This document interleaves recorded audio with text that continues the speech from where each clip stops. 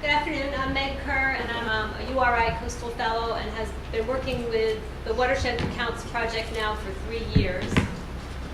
Great. And Watershed Counts, as Sunshine said, is a strong collaboration, has been a strong collaboration between the Narragansett Bay Estuary Program and the Coastal Institute. We've been working in partnership since the inception of Watershed Counts, and in April of this past year, we completed our 3rd report. I have some copies of the Watershed Counts reports that I'll leave here with the resource on the resource table. So if you weren't able to get a copy back in April when we published it, we hope you'll pick one up.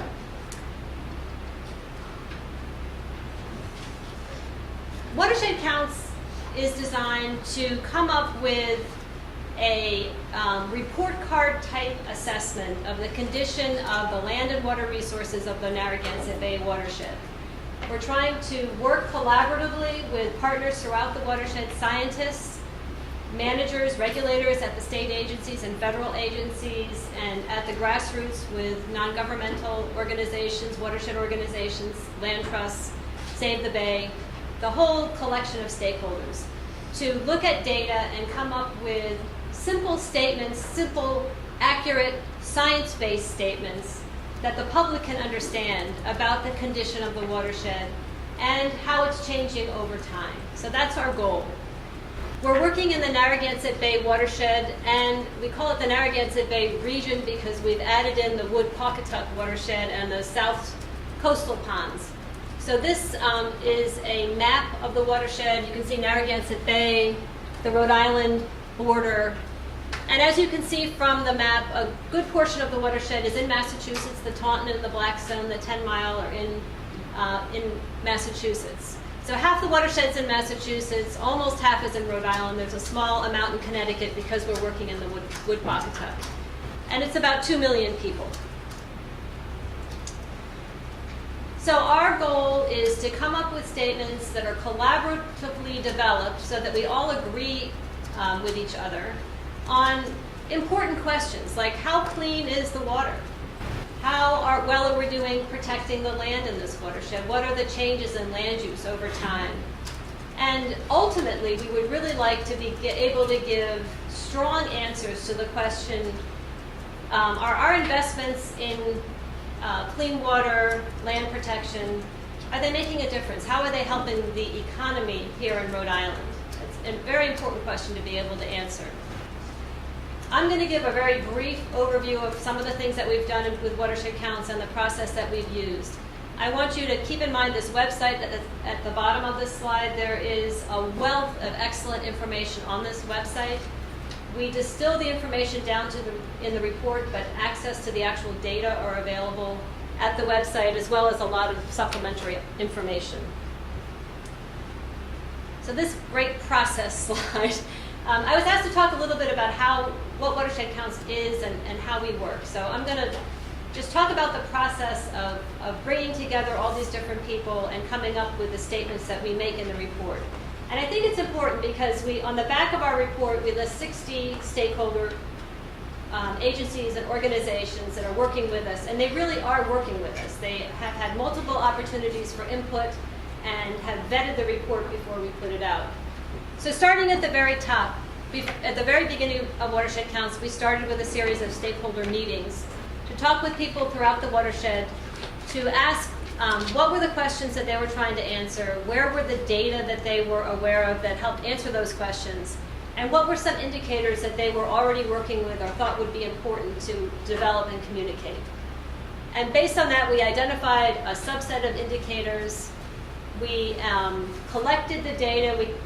We got the scientific expertise together around those subject areas, and then we would host a workshop to allow whoever wanted to come to look at what we're thinking about reporting on and the data that we're planning to base that report on and how we're sort of thinking about using that data, and make sure that the various people in the watershed and the other experts agreed on the approach that we were going to take. We then put together working groups for our various indicators, did the data analysis, and once we had some findings to report, we would host another workshop to give stakeholders an opportunity to look at the findings and make sure that they agreed with the statements that we were making. We don't always agree. Obviously, we don't always agree. There's a lot. This is difficult information. There's a lot of nuance to it. We would revise our assessment and then write a report, review it with the stakeholders, and then in April of every year, the Watershed Counts Project commits to reporting to the Rhode Island State Legislature. We would like to do a similar report in Massachusetts, where we give the results of our assessment. And then we end with an evaluation, how did we do, and we start the cycle all over. So it's very collaborative, lots of stakeholder involvement, lots of expertise that goes into developing these reports. So as I mentioned, on the back of the report, there are 60 partner organizations, and they run the gamut from government organizations, university scientists that are involved, environmental organizations, land trusts, and we even have a little bit of business involvement. We would like to have more. The Rhode Island Nursery and Landscape Association has been involved, and a couple of environmental consulting organizations have been involved as well. So I'm just going to touch briefly on kind of the end of the conversation that you're going to have today about the condition of the Narragansett Bay watershed. I'm going to give you the final results for the 2013 Watershed Counts report on freshwater quality and on marine water quality. And then the subsequent speakers will fill in a lot more of the detail and the information and the richness of this information. So for freshwater quality, the Watershed Counts report based its assessment on the reports that states give every other year to EPA on the quality of their rivers and streams. And in the very back of the room and in the report itself, there's a map that shows what our assessment looks like. And I have a map that I'll show in just a few minutes. And we also looked at freshwater flow, which I know is another subject for today's conversation. And we based our flow assessment entirely on work that the Rhode Island Water Resources Board has been doing, looking at water use and availability around the state. And those comments are on the agenda later on. So this is a map that shows the Taunton River watershed. There's one over here that shows the Wood-Pawcatuck watershed. So the blob is the watershed boundary. The spaghetti inside are the rivers and streams. And the point I wanted to make is that we're taking a lot of information and boiling it down to a statement about whether water quality is acceptable, partially acceptable, unacceptable, or not assessed. So if it's blue, the water quality has been deemed acceptable. If it's yellow, it's partially acceptable. If it's red, it's unacceptable. And if it's gray, it's not assessed.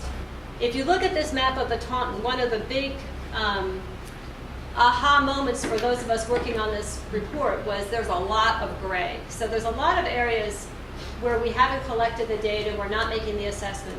For all the wonderful folks here from the DEM in Rhode Island, I will point out that this is in Massachusetts. So as a matter of fact, we do a much better job in Rhode Island assessing our waters than we see in the Blackstone and the Taunton.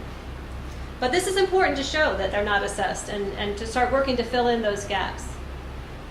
This is a watershed that maybe is more familiar to people, the Woonasquatucket.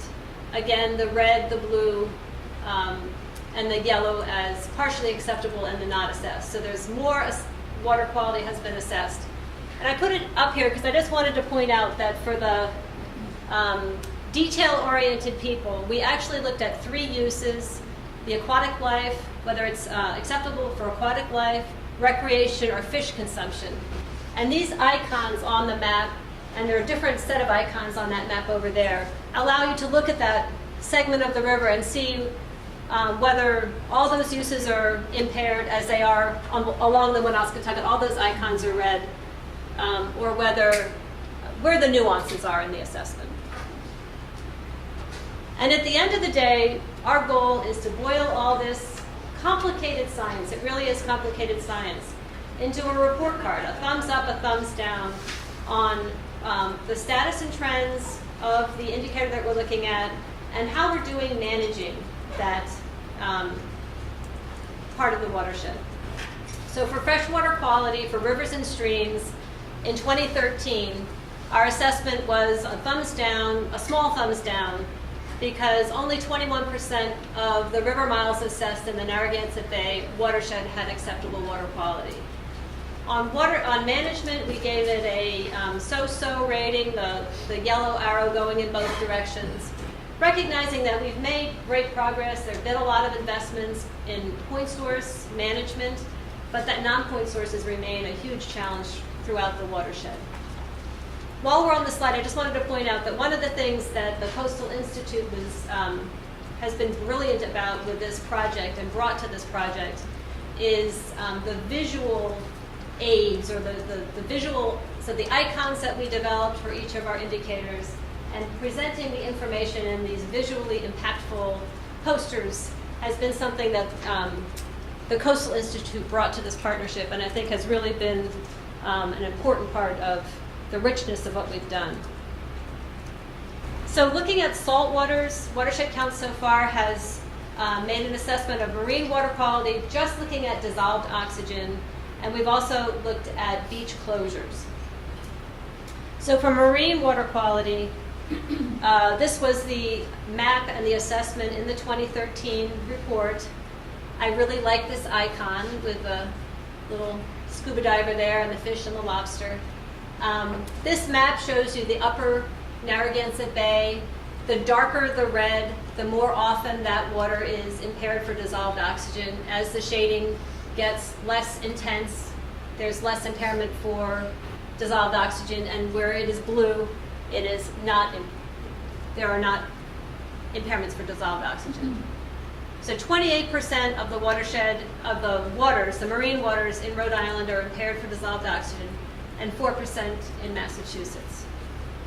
And that got boiled down, as I said again, to our report card of a so-so assessment on status and trends. I'm not going to read you the details, they're in the report. But basically, we still have a lot of impairments, but we're making progress. A lot of work is being done to address dissolved oxygen in the upper bay. And on management, recognizing that dissolved oxygen is complicated, the chemistry of how dissolved oxygen levels get affected is very complicated, but the state of Rhode Island made a commitment to reducing nitrogen loadings from 11 wastewater treatment plants by 50%, and the state is coming very close to meeting that goal. So that's a huge accomplishment. We're making great strides, but we're not there yet. Can I ask a question? Absolutely. So it looked to me, I'm not sure, it looked like there's more dissolved oxygen in Greenwich Bay than north of there. More problems with dissolved oxygen. Yeah. Yes, you're correct. Because it's shallow, and because there are a lot of inputs going in, there's a lot of non-point source and some point sources going in there. That would be my answer. Am I missing a nuance that I should say? Yeah.